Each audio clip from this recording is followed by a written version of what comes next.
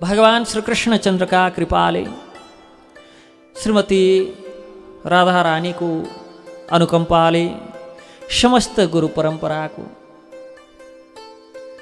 अहैतुकी कृपा प्रसादले श्रीमद् भागवत महापुराण अन्तर्गत रहेर भक्ति विषय तत्त्व सम्बन्धमा चर्चा गर्ने प्रयास गर्नेछौँ। सम्पूर्ण भक्त भागवतहरूका श्री चरणमा, सम्पूर्ण वैष्णव वृन्दहरूका श्री चरणमा यथाशक्य भागवत अन्तर्गत रहेर भगवानका दिव्य कथाहरूको चर्चा गर्न सकौँ, भगवानका दिव्य लीलाहरूको चर्चा गर्न सकौँ सादर प्रार्थना गर्दछु। साथसाथै हजुरहरूलाई थाहा नै छ, अब हामी हाम्रो यस अनुष्ठानको रामकृष्ण कथामृत महोत्सवको अन्तिमतर्फ आइपुगेका छौँ। अब जम्मा 15 दिन हाम्रो यस कथा चल्नेछ। अशान्ति, हिंसा आदिबाट आक्रान्त बनेको वर्तमान समय, वर्तमान परिप्रेक्ष्य, वर्तमान समाजमा हामी बहुसङ्ख्यक जीवहरू धर्म, सुख, शान्ति, अध्यात्म आदिको खोजीबाट आफू भित्रै शान्ति र परम सुखको खोजीमा लालयित भएका छौँ, दौडेका छौँ। सर्वत्र देख्न सक्छौँ समाजमा सर्वत्र हत्या, सर्वत्र हिंसा, सर्वत्र द्वेष, सर्वत्र घृणा, वासना र क्षुद्र स्वभाव यो अहिले मानव समाजको पर्याय बन्दैछ। भक्त भागवतहरू बडो दुःखको विषय छ। यी हत्या, हिंसा, द्वेष, घृणा, वासना, क्षुद्र स्वार्थ आदिका कारण मर्माहत भएका मानवले, मर्माहत भएका जीवहरूले आफै भित्र भएका दुर्भावनालाई नियन्त्रित गर्न सके अवश्य पनि शान्ति र आनन्दको अनुभूति गर्न सक्ने थिए। शान्त र आनन्दको अनुभूति गर्ने हो भने बाहिर खोज्ने होइन, शान्ति शान्ति भनेर सारा जगत खोजेर कहाँ पाउला। शान्ति त हृदयभित्रबाट आउँछ, आफै भित्र खोज्न सकेदेखि वास्तवमा शान्तिमा रमाउला भक्त भागवतहरू। यसकारण त्यो स्वयं भित्र भएको दुर्वासनाहरूलाई, दुर्भावनाहरूलाई परिवर्तन गरेर भगवत चेतनामा आफूले आफूलाई स्तरोन्नति गर्न सक्यौँ भने, श्री कृष्ण भावना अमृतमा आफूले आफूलाई स्थापित गर्न सक्यौँ भने वास्तवमा जीवनको सफल तत्कार्यमै छ। भक्त भागवतहरू प्रकृतिको यो सुन्दर बगैँचामा उत्पन्न अत्यन्त उर्वर तीक्ष्ण बुद्धि भएका व्यक्तिहरूले, विवेक भएका व्यक्तिहरूले आफैमा दया, माया, प्रेम र सद्भाव, करुणा, सहयोग र जस्ता सद्गुणहरू विकास गरी स्वार्थ, दुर्वासना, दुर्भावना आदि त्याग गरी स्वयं कृष्ण भावना भावित भएर आफ्नो आचरणलाई सुधार्ने हो भने वास्तवमा त्यस्ता व्यक्तिका लागि यो संसार पनि सुखदायक, आनन्ददायक नै हुन्छ। र त्यस्तो सद्गुण आदि विकास गर्ने सत्शास्त्र भनेर व्यासले जो वेदलाई, वेद आदि कारक प्रणवबाट ओम आदि प्रणवबाट ब्रह्म गायत्रीको उद्भव हुन्छ, जो सावित्रीको, जो गायत्रीको विशाल स्वरूप पुरुष सूक्त आदि र पुरुष सूक्तबाट एक वेदलाई 4 भागमा बाँडेका कारण वेद व्यास नाम भयो। त्यही वेद बुझाउने क्रममा जसले वेदलाई बुझाउनका लागि वेदको भाष्य स्वरूप इतिहास र पुराण निर्माण भयो। महाभारत आदि इतिहास, पुराण आदि शास्त्र वेद व्यासले आफूद्वारा समेटिएका वेद, स्मृति, शास्त्र एवं पुराणहरूको सम्पूर्ण निचोड निगालेर अन्तिम सार रूपमा श्रीमद् भागवत रचना गरेको शास्त्रमा प्रमाण हामीले देख्न सक्छौँ, पढ्न सक्छौँ, सुन्न सक्छौँ। यसकारण श्रीमद् भागवत महापुराणलाई सम्पूर्ण पुराण आदिबाट सर्वोपरि ग्रन्थका रूपमा मानिन्छ। यसको विशिष्टता सर्वोपरि छ।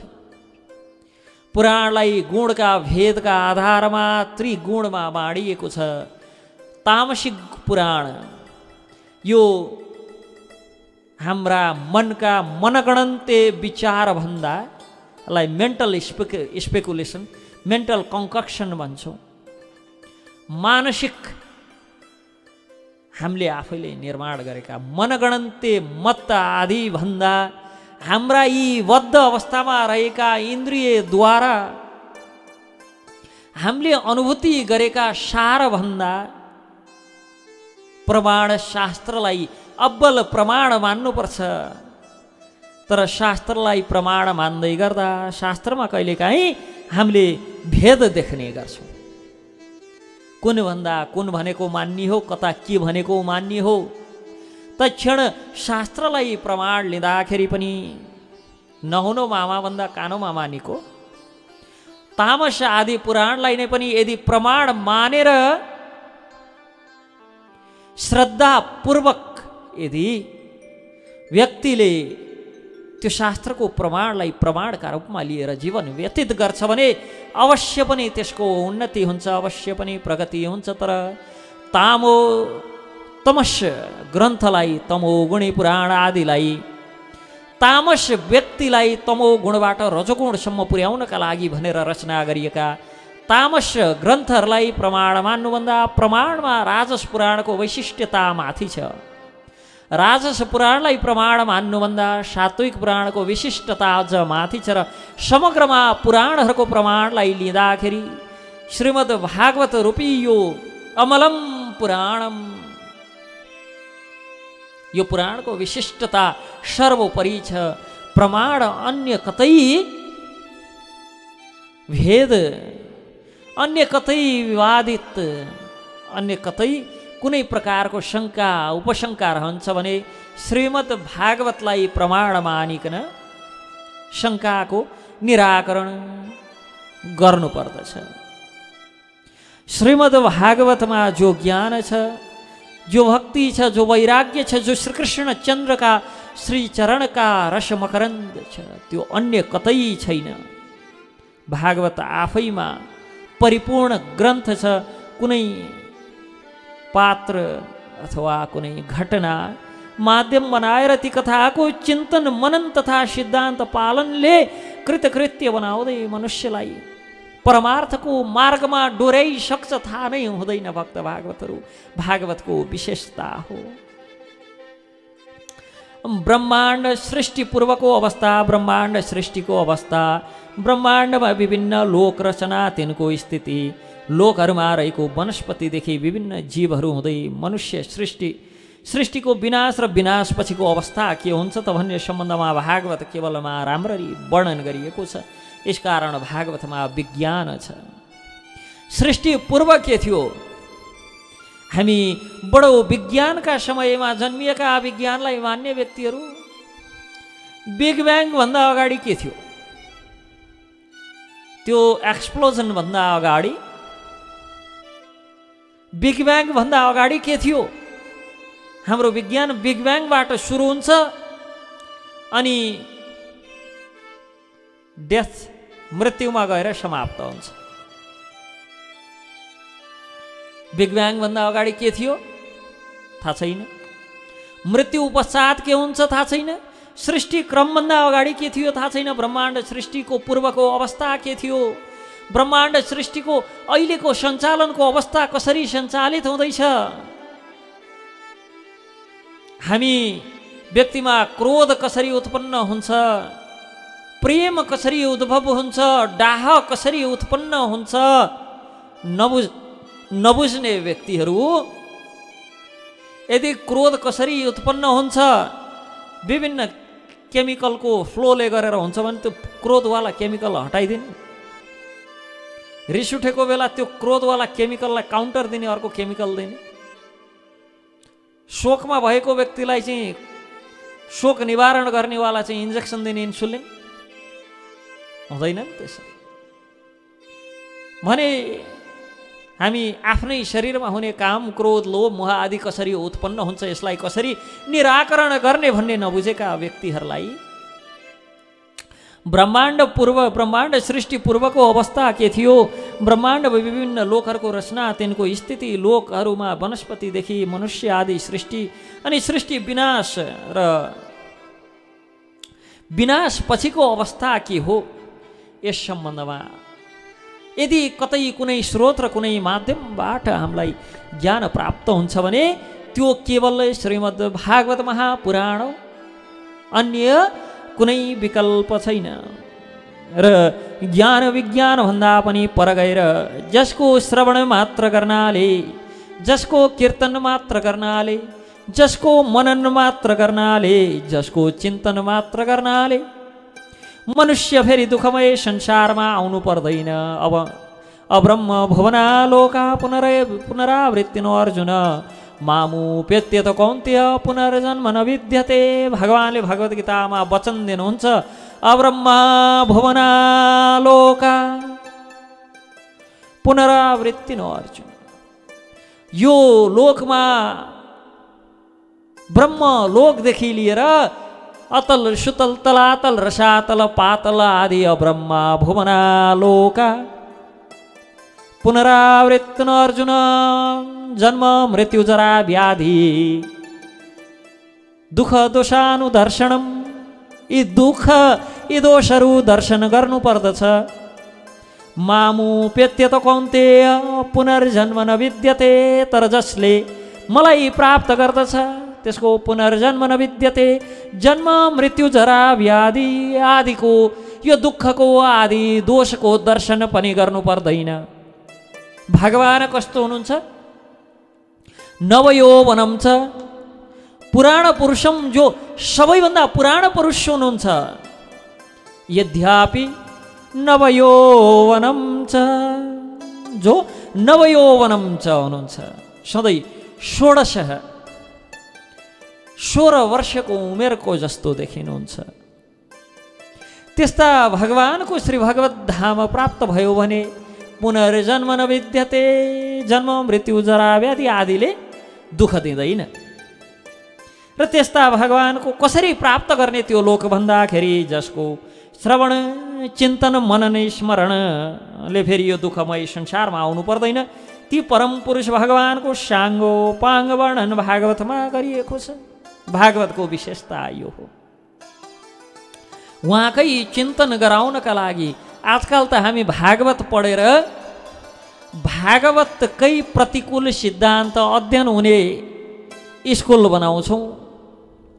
अनि भागवत भनेर भागवतकै प्रतिकूल सिद्धान्तमा चल्ने, भागवत च्यात्नुपर्छ, आगो लाउनुपर्छ भन्ने नेतालाई बोलाएर भागवतको उद्घाटन गराउँछौँ। अनि त्यही भागवतका नाममा पुल बनाउँछौँ र तिनै नेतालाई ल्याएर उद्घाटन गराउँछौँ, शिलान्यास गराउँछौँ, जसले यी भागवतका पृष्ठ च्यात्नुमा परम पुरुषार्थ देखेका थिए। अनि आजकल हामी भागवत लगाउँछौँ र तिनै नेताहरूका नाममा अस्पताल बनाउँछौँ, जसले जीवनभर धर्मलाई गाली नै गरे, कोसे नै, जसले राज्यको कुनै धर्म हुन्न भनेर धर्मनिरपेक्ष हुनुपर्छ भने, अनि तिनका नाममा अस्पताल बनाउन चाहिँ भागवत किन लगाउने? अस्पतालको चाहिँ धर्म हुन्छ? किन लगाउने? हामी बाँदरका सन्तान हौँ भनेर पढ्नका लागि हामी ईश्वरका सन्तान हौँ भन्ने व्यक्तिहरूको मूल ग्रन्थका नाम भजाउने किन? भागवत वास्तवमा भागवतको एकमात्र उद्देश्य भगवान श्रीहरिको चिन्तन मनन र भगवान श्रीहरिको सद्दर्शन, श्री चरण प्राप्ति भगवानको भागवतको एकमात्र मूल उद्देश्य हो। र भागवत केवल त्यही कार्यका लागि मात्र लगाउनु पर्छ। प्रश्न आउँछ। हजुरले पनि त भागवत नै सुनाउँदै हुनुहुन्छ, हामीले त भागवत सुनाउँदैछौँ, यसबाट जो दक्षिणा प्राप्त हुन्छ भगवान श्री हरिकै मन्दिर बनाएर भागवतै पढाउने हो। त्यहाँ पनि भागवतको यजन भागवतको प्रचार हेतु नै गर्दैछौँ हामीले त, उद्देश्यबाट अलिकता पनि डगमगाएका छैनौँ। र जगतलाई मुक्त गर्ने भगवान श्रीहरिका कथाहरू लीलाहरू सर्वत्र वर्णन भएका कारण भागवतमा मुक्ति छ। भागवतमा भगवान श्रीहरिका ती दिव्य प्रेममय लीलाहरूको चर्चा भएका कारण जीवनको परम लक्ष्य पञ्चम महापुरुषार्थ श्रीकृष्ण प्रेम छ। भागवतमा भागवतमा ज्ञान छ, विज्ञान छ, मुक्ति छ, प्रेम छ। हाम्रा पूर्वजहरूले आत्मा कल्याण गर्न, आत्मा कल्याणका लागि के यजन गर्ने भन्दा श्रीमद् भागवत महापुराणको यजन गर्ने। पितृ उद्धार गर्न के गर्ने भन्दा पितृ उद्धार गर्न धर्मको माध्यमले सबै किसिमका पुरुषार्थ सिद्ध गर्न भागवतलाई नै अँगाल्दै आएका छन् पिता पुर्खाहरूले। र हामीहरू पनि त्यही मार्गमा त्यही चरण पछ्याउँदै हिँडेका छौँ। अखिल जगन्नियन्ता जगदाधार ब्रह्माण्ड नायक श्रीकृष्ण स्वरूप लीलाधारी भगवान श्रीहरिका दिव्य लीला रसले भरिएको अपार सौन्दर्य सागर हो श्रीमद् भागवत महापुराण। र भागवतले कलिकालको त्रिताप नाश गर्छ। भागवत यो सर्वोपरि ग्रन्थ 335 अध्यायहरू छन्। महात्म्य बाहेकको महात्म्यका 6 अध्यायहरू छन्। प्रथम स्कन्धमा 12 स्कन्धहरू रहेका छन् र 12 स्कन्ध मध्येबाट प्रथम स्कन्धमा 19 अध्यायहरू छन्। अनि द्वितीय स्कन्धमा गएर 10 अध्यायहरू छन्। तृतीय स्कन्धमा 33 अध्याय, चतुर्थ स्कन्धमा 31 अध्याय, पञ्चम स्कन्धमा 26 अध्यायहरू छन्। अनि षष्ठम स्कन्धमा, छैठौँ स्कन्धमा 19 अध्याय, अष्टम स्कन्धमा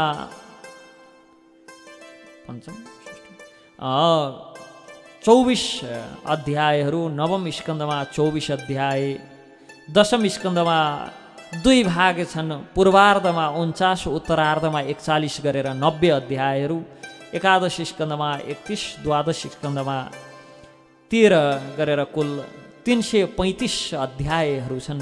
र 335 अध्यायहरू मध्येबाट प्रथम र द्वितीय स्कन्धमा रहेका 19 र 10 गरेर 29 अध्यायहरूमा भागवतको भूमिका चर्चा गरिएको छ।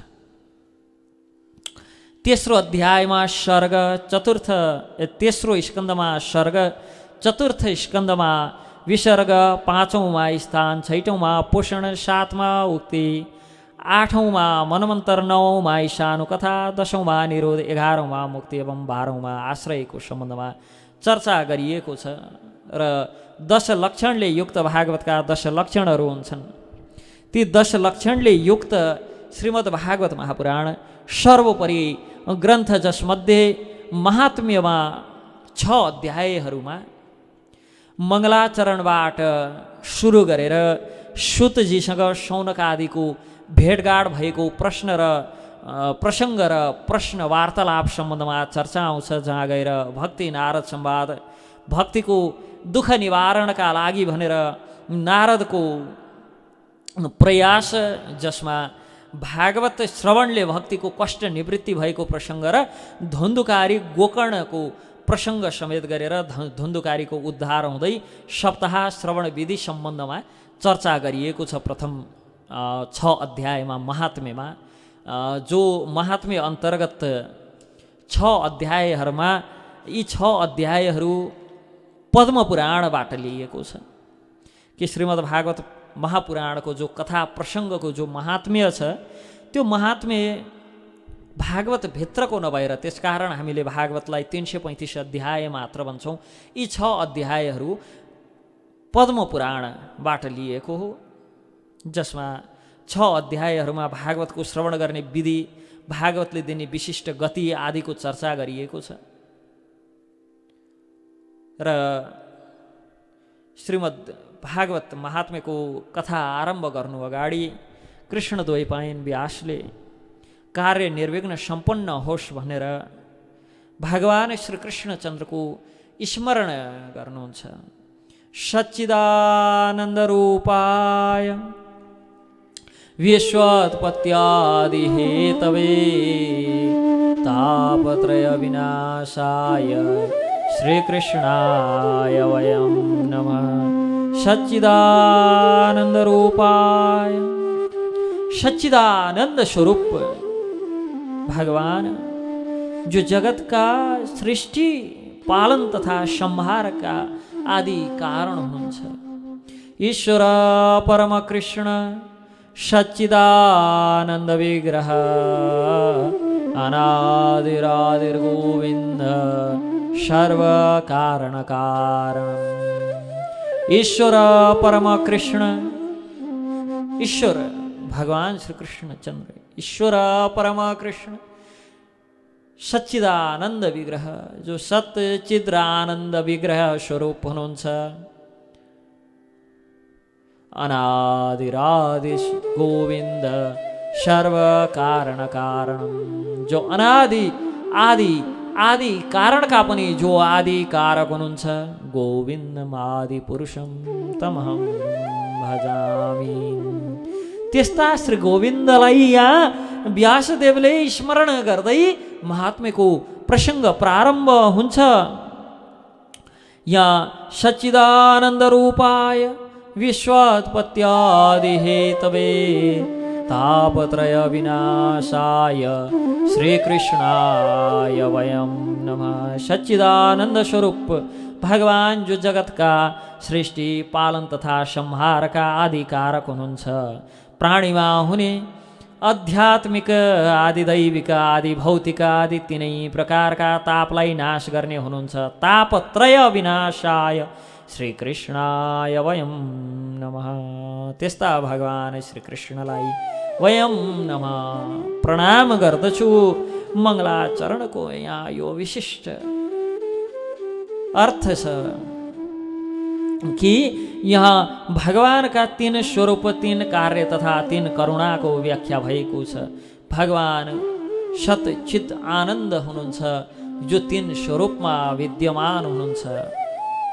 ब्रह्म परमात्मा भगवान इति शब्दते ब्रह्मेति परमात्मेति भगवान इति शब्दते।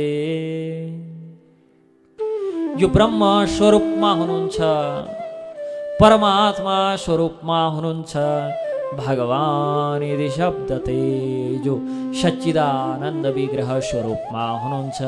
भगवानका सतचित्र आनन्दमय स्वरूप छ।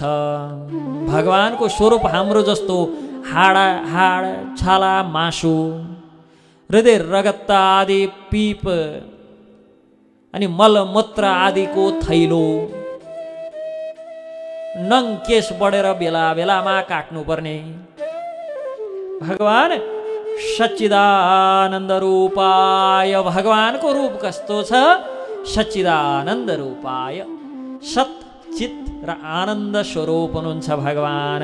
भगवानका यहाँ तीन स्वरूप तीन कार्य तथा तीन करुणाको व्याख्या गरेर त्यस्ता भगवानलाई प्रणाम गर्दै सच्चिद र आनन्द स्वरूपका श्री भगवान जो सत्य सनातन हुनुहुन्छ, जो आनन्द स्वरूप हुनुहुन्छ र जसको आदि अन्त्य र मध्य छैन,